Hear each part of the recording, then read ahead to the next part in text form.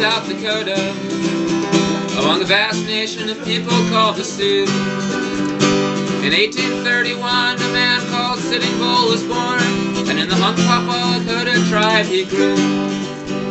They called him Sitting Bull because his courage was like a bison who would fight instead of run. He had a wife and child and became the tribe's medicine man. And for his people there were troubled times to come. 1840, 1850, 1860. More and more white people moved west every year. The whites had guns and strange demands. The Sioux be moved off of these lands, but like his namesake, Sitting Bull would show no fear. Sitting Bull and other brave Lakota tribesmen fought off the settlers everywhere they could. Then the Fort Laramie Treaty of 1868 conceded whites would stay off certain areas for good. But then whites made the Great Sioux Reservation and said all Sioux who would not live there were illegal. And because whites killed the buffalo, Sioux ways became impossible. Many chose the reservation for their people.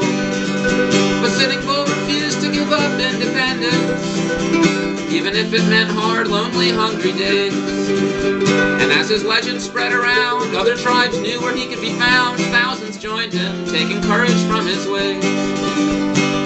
In 1874, a colonel named Custer declared that gold was found in South Dakota's hills.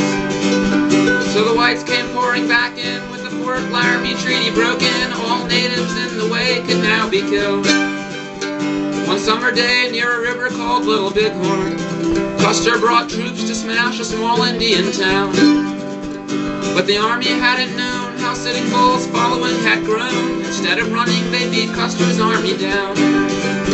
Sitting Bull knew there was no way in the long run they'd survive against the force they'd soon be facing. So he crossed Canada's border. He gave a choice and not an order. Some stuck with him, others moved to reservations. In later years he came back peacefully and traveled in Buffalo Bill's Western Reenactment Fair. He saw a world he barely recognized. The white folks called it civilized. He said they'd learned to make things but not to share. He was killed by police on a reservation.